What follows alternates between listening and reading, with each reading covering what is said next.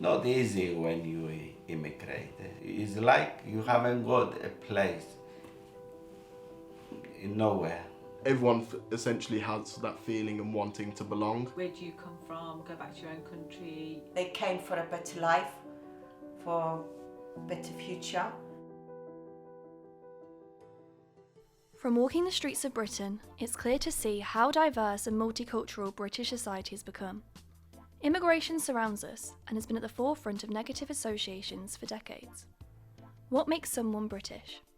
We are exploring the immigration journeys of 3 families from across the world: Cyprus, Jamaica, and India, to learn more about the people behind the stories. We discuss how and why their families came to Britain and how the new generations keep their culture alive today. My life in Cyprus before the Turkish invasion, it was very, very happy. I had no problems, no stress. I had my friends, my school. I was a happy go girl. My life before the Turkish invasion, it was very nice. Surrounded by both my grandmothers living next to us, my aunties, my uncles, all living almost in 500 meters. And then the Turkish invasion happened, which changed everything forever. Turkish forces invaded Cyprus in July 1974. Due to political and legal issues over the governing of Cyprus, many people lost their lives. By August, 40% of the island was occupied by the Turkish army. During the invasion, I was 17 years old, and it was a life-changing, shocking experience.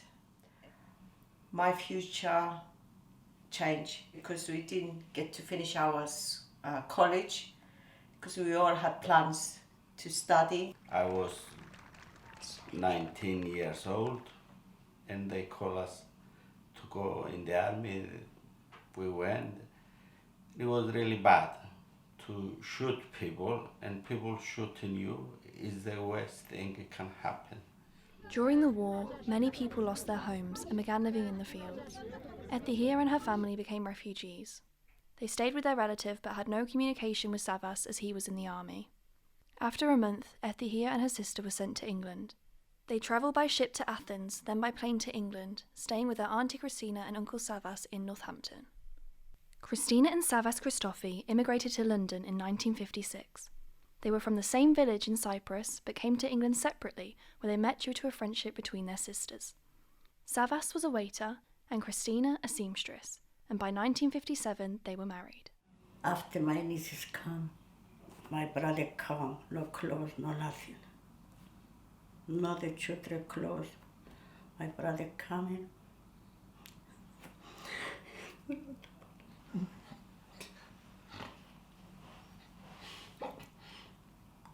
My mother's name is Hilma Dawes, and my father's name was Andrew Bean Dawes. My mum, she was from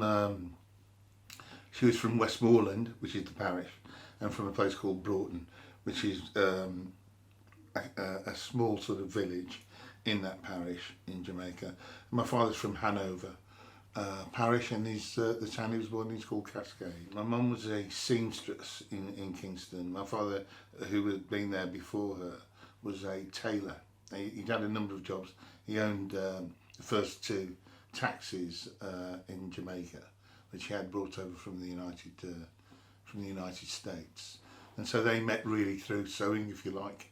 I think it was like many immigrants in the mid-50s, and that was, first of all, Britain needed a workforce. Jamaica was part of the Commonwealth. They really felt that riches were here to be gained because of the advertising and marketing, as we call it today, that was done in the island to say that this would be, the making of them, and they would be able to earn untold wealth. And I think that's what brought them here, because economically Jamaica has always been poor. They both came to England in 1955. My 2 older brothers having been born in Jamaica in 1953 and 1954. My father came some months before my mum, and when he came. He actually came over here by aeroplane, which obviously was at quite a cost to them at those days. And my mum came by ship, by boat, so she followed my father here. My name is Vervansko Samara. I'm talking about my dad's journey. Haban's father, Mihar Bassi, was born in Badala in Punjab, India. He worked as a farmer and travelled to England by bike in 1919. He then travelled back to India to marry Haban's mother Qatar and brought her to England in the 1920s. The migration of Punjabi Sikhs increased at this time due to World War I and seeking labour work. After I came here, I stayed in London with his friends. After that, he was a businessman, selling petticoats and shorts door to door in Northamptonshire, Towcester. My expectations of England I didn't have any expectations, to be honest, because I always saw my life in Cyprus. I never wanted to leave my country. I never wanted to live anywhere else. So I never thought how England is going to be. But when I arrived in England, my first reaction was how cold it was. It was September. Weather was snowing. Snowing was used to like a very high, and the toilets was outside. A line of the toilets. Oh, there was a queue no to go. toilet inside. In Cyprus, I was a potter and I was working for somebody who came to England. And he did try to get me a permit working. That's how I arrived here. A year later, I didn't come as a refugee because they didn't give refugee status at that time. When I came, my auntie had to be like my sponsor. If I got sick or if I wanted to go college or school or whatever, my auntie had to pay to send me private or to take me, if I got sick, to take me to a private doctor, because they didn't have any, we couldn't claim for anything. You come to England, you don't speak English, you have no friends, you have nobody. You just work and go home and try to save some money to send back home, to basically to help the ones you left behind. My mum had real ambitions when she came here. I don't know what my dad's ambitions were, because he went from doing what he did as a tailor to driving a bus, because that was the only real jobs that were open to blacks in those days. Remembering that when they came over here, when they were looking for somewhere to live, in the windows, they would go to houses and it would say, no blacks, no Irish, no dogs. And so I think that they couldn't have believed what they were coming into, albeit they still felt that this was the right place to be. History tells us the way that England and Britain portrayed itself, like this is the place to be, it's the place to live. There was a certain vibe to it all that everybody in the Commonwealth really believed in. And so when you're told that your wages will increase phenomenally and the like, you start to believe that. Did they like England? Did they think England was what they thought it was going to be? Yeah, they like it. They liked it better than India? Yeah, they were very nice people. Then they weren't racist or anything like that? No. They became family, really, didn't they? Yeah, there was. Mihar moved his family to India due to the war happening in Britain. His youngest son passed away, and the trauma led him to miss home. He also feared his daughters would marry into white families and lose their religion if they remained in England. But when he went back to India, people come to see us, and somebody get jealous with him and that give him some poison in the drink. And after that, my dad get very ill, and after that he died. Habans then married Jalman Samra. They had 3 children in India and moved back to England in 1964. People came from India after the World War II because obviously they needed to get the country up and running again and things like that. So they allowed immigrants, people from India, Jamaica, wherever else, to come in and do all the hard work. So Indians tend to work in the factories. So what would happen back in the day, the reason why my dad had to obviously not have a turban is because if you're going to work in a foundry and work behind metal, steel, there's fire. And if you had a turban on, fire would spark. So if fire would spark, then it would hit the turban and its material which would cause fire. But that was those were the only jobs going for the Indian men.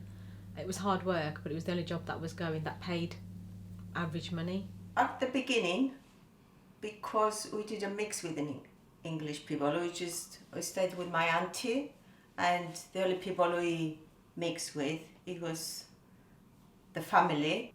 My uncle sent me to college once a week to learn English, and that's when I start, mixing with other nationalities. It was okay at the beginning, and then it was when you went to work, you start working, that you felt a bit racism against you, because where my first job, I was doing very well, and my bosses were promoting me from the lowest level to the next, and you could hear them British people saying, "Oh, why they giving you the best job and not us?" That's the only racism really I experienced. No, not much. So they lived in the Black Country. The Black Country was poor. And so when we moved into the first house, we lived in there with other families. So you would rent a room or a number of rooms. The local people in that area got together a petition saying they didn't want any blacks on this estate, but they felt they were well within their right to be overtly racist and not want us there. And everybody on this estate signed this petition because we were going to be the first black family on there. It was covered by the news of the day, newspapers, televisions and the like, where they basically didn't want us as blacks moving in. And it is at the time, remember, when there was a by-election, and the strapline for the Conservative Party at the time was, if you want a nigger for a neighbour, vote Labour. And that was in all the papers, it was up on hoardings, it was everywhere. And of course we were moving into this estate around that time. But my parents weren't confrontational, they got on with it and got on with the people there, and very soon we were just part of that estate. So I know from my father-in-law's experience, when he used to go to the pub, they had to go into a separate room. They weren't allowed to go into a pub where there was white men, so they had to go into a separate entrance. And the reason why is because they wanted to keep the brown black separate from the white. And they used to get upset about it, but he said it was one of those things and there was nothing they could do about it. We lived at the top end of the town and our house was at the other end of town. So we used to have to walk as fast as we could at the end of school to get by Etheridge, and then literally run past Etheridge on the way home. My older brothers used to grab myself and Doug under our shoulders and run with us, almost skipping all the way. But one day we got caught, and some bullies from Etheridge broke both my brother's arms. They battered him. So we went through all of that, but that then makes you feel that you've got to do everything to protect yourself. You've got to fight. And it's a horrible thing to say. We made people fear us. But that's what you had to do to survive. So sometimes you had to almost, I suppose you had to use violence, and I don't like to say that because I think it's quite wrong, but I think it was a way of protecting yourself. We try not to provoke anybody. We kept ourselves to ourselves. If we were talking Greek, we talk quietly. We don't. So it wasn't too bad. As a child, I had been called Paki, Paki, Paki, Paki, Paki, and I would sometimes ignore it. Sometimes I'd get people saying, "Go back to your own country." And the answer to that used to be, "I am in my country. What are you talking about?" So I used to get loads of that sort of abuse thrown. Kirk spent 30 years policing and 15 years as a mediator negotiator for the public authorities. In 2004, he was awarded the Queen's Police Medal for his service. My passage into the police service wasn't hard. I got through training school. The race stuff came up there. I was bashed over the helmet with a pay stick by the drill sergeant. They referred to me as the egg, the coon, wog. These are like sergeants, you know, the people that run the place, really. There were a number of articles that I did for various newspapers. When they approached me to say whether or not I would speak up about it, I decided to do it. I mean, in the police service, I ended up as the chair of the Black and Asian Police Association, which was to take on the role of a staff association, a support group for black and minority ethnic officers. A lot of the times you would find that a lot of girls, once they came from school, they would have to wear their traditional Indian clothes, like salwar kameez, and that was probably because the parents wanted them to still be cultural. Girls especially would learn how to cook the traditional food, because it was something they wanted their daughters to learn, because they knew that eventually when they leave home and they get married, that they must learn how to cook. And the funniest thing is, because the way my mum was British, people used to say to her, like aunties, she needs to learn how to cook. And my mum used to say, it doesn't matter, when it's her time to learn, she'll learn. But I never learned. I got married. My in-laws were shocked because I couldn't cook. My upbringing was different to my friends.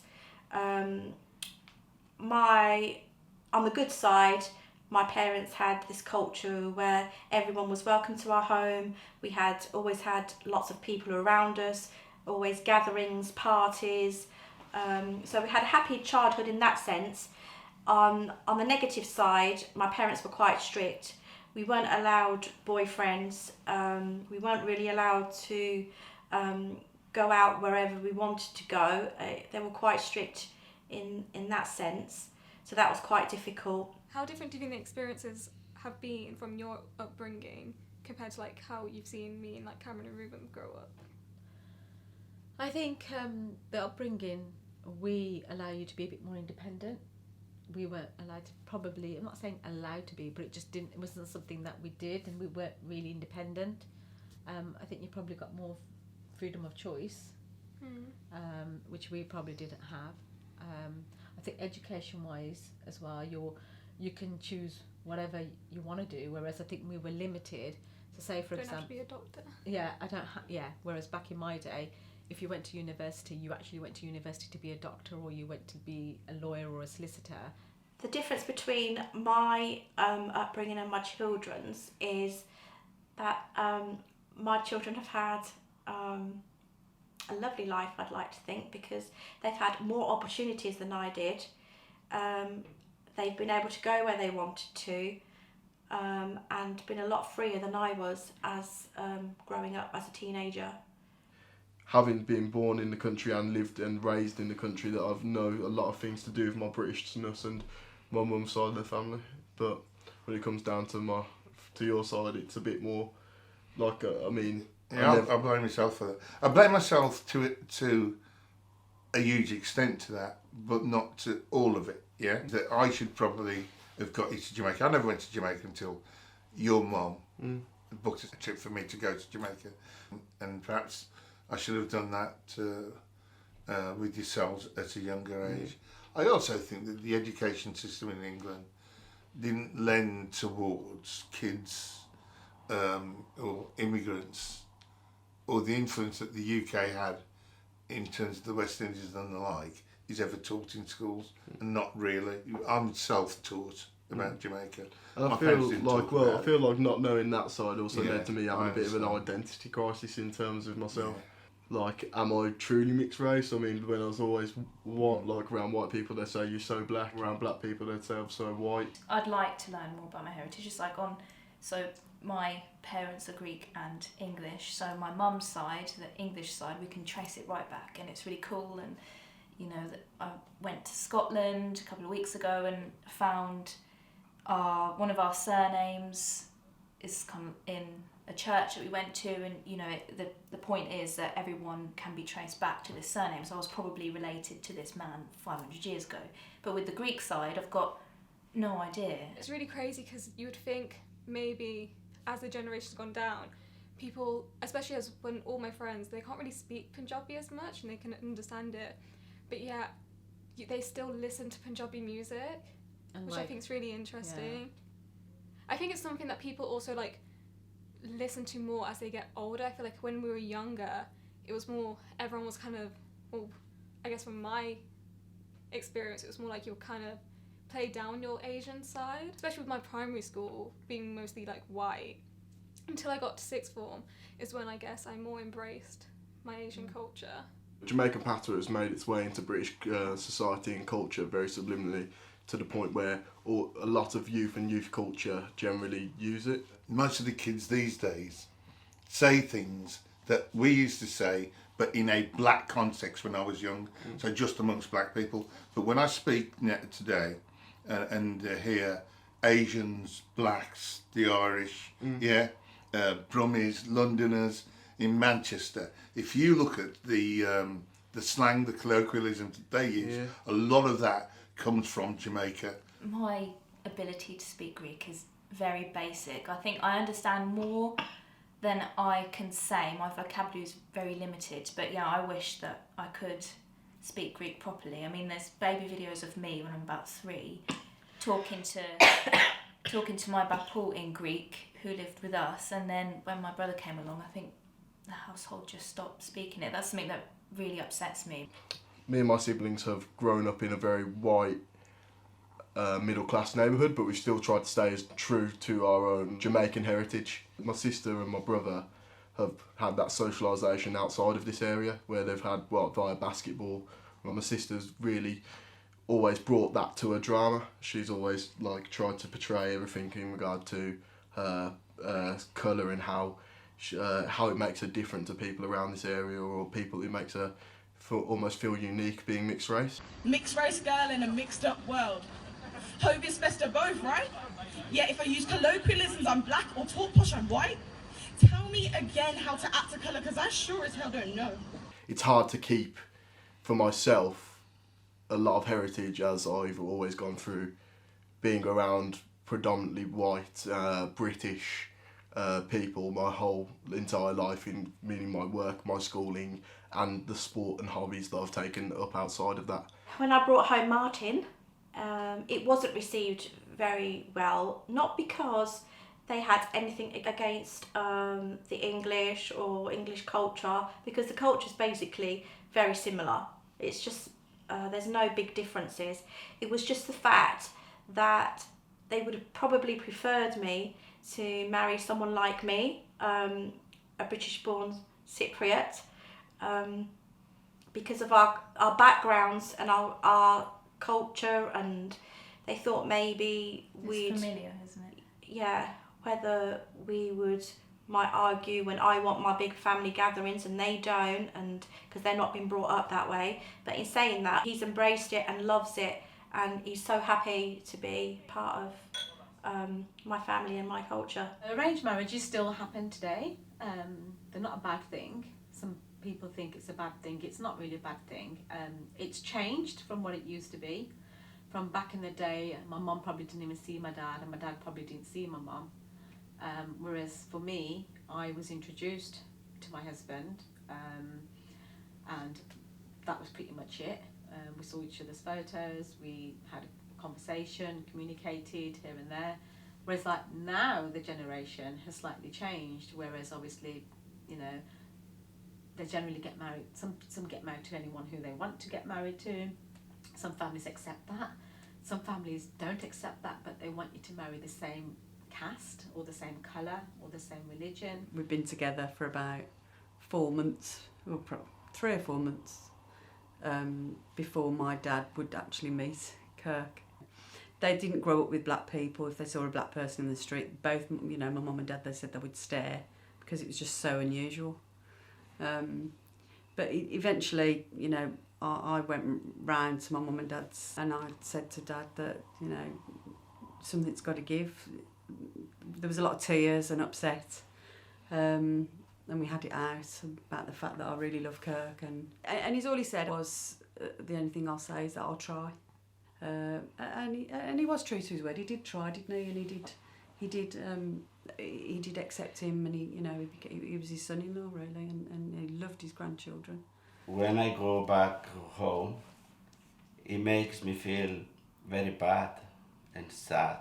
If they leave tomorrow, I will go back because that's where I born.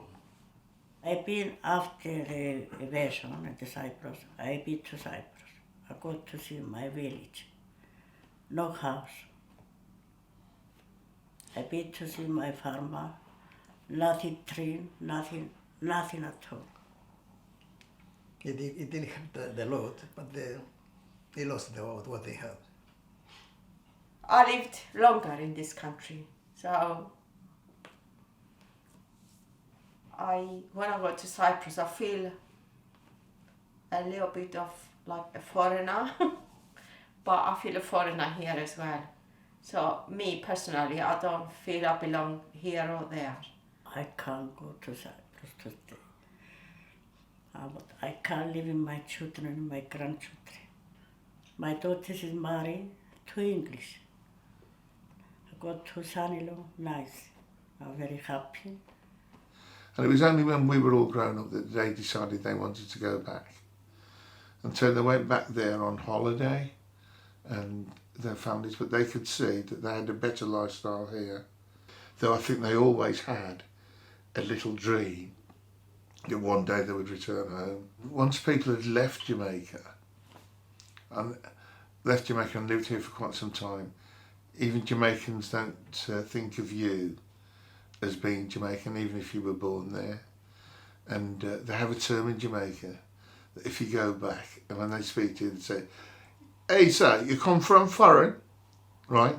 Which is, are you from foreign lands? So they say you've come from foreign, meaning that you come from England or wherever, Canada, or wherever you as a Jamaican went to live. So they don't even treat you as though you are Jamaican. We try to keep our traditions, our culture by, the family gatherings. It's like when I came to Northampton, there was no Greek school. So I had meetings with the Northampton Council and we managed to get a classroom at the Trinity School, and I was teaching there for 6 years. I was teaching Greek. When we came to Northampton, it wasn't a Greek church, and the people previous to us, they did try to save money, basically, all these years, and we bought a church. Now we have a church. We are not that many. We're about 50, 60 families. Temples, gurdwaras, there wasn't many around, but I remember the Smetic Gurdwara being one of the only gurdwara that I can recall within that area, within that radius. And I remember people used to travel from far to go to that temple because it was one of the largest, I think, around the area. Oh, the weddings are massive. Basically, when you have a Greek wedding, you give everything. Your guests are your priority. So the food, the drinks, everything is on the couple. No one pays for anything. On the gift side, there's a special dance that the Greeks do, and then people can pin money on them. It can be as much or as little as they want. No one looks at you and scrutinises how much you've put. It's just what anyone can afford. The traditions that we uphold are generally the weddings. That's one thing that's pretty much stayed. It might have got a little bit more Western stuff thrown in, but you've got the manya, you've got the pre-wedding parties, Sangeet. You've got the Sangeet, obviously the food, the drink, the Punjabi music, the traditional wedding at the Gurdwara, doing the fere, Food is absolutely huge in Jamaican terms. It brings the family together. Like Digbeth Dining Club is not just sort of a commercial enterprise for Luke, but it's like a family gathering place. a family meeting room where like the chicken has come really because of the way that my mother cooked chicken, my sister cooked chicken, all our wives cook chicken, and now all of you, like when you make your own dinners, you season it all massively in a particular way. I think what Luke's done at Digbeth Dining Club, he's put his own stamp on it, yeah, hasn't he? Yeah. And I do like some of it, but not all of it, yeah, because there has to be that influence that brings in the taste of other people as well. You're all there dancing to dancehall, bashment, all those kinds of music, also drinking Red Stripe, like in the old Jamaica grape soda. It's like the whole thing around that, and like that's where I feel it. Even the buffets when we have like what we call them impromptu gatherings. Yeah. Here, and like the family and friends from everywhere and anywhere will sort of just come to this house, and there'll be Jamaican influence or white influence. That's what I suppose mixed race family's all about. Do you believe the outlook on immigrants has changed? I think it has changed. I think it has changed a lot over the past few years. I think it's got better, but recently I think things have changed again because of Brexit. So I think that's had a real impact on immigration again. Britain was becoming a phenomenal place for diversity, but I think it's taken a step back. But at some point it'll take a step forward again. I just think that people have to remember what immigrants have really brought to this society. Do I feel British or am I English? No, I am not English, because to me English is somebody who's great. Their parents, grandparents, they are English, you know, born and bred in England, English. British, anybody can be British. So, yes, I am British. I'm half English, half Greek now. My family is half English and half Greek. I'm as British as any person out there, and anybody that tells me about putting back into England, I've done my bit. I've done many, many years at it. So I'm as British as them. I might not be the same colour as some of them, but I'm as British as them. Well, I've been in England 50, how long? 62. 60 years, isn't it? 62. 62 years, so I'm English. Do you feel British? I am British. Immigrants, we get the job done.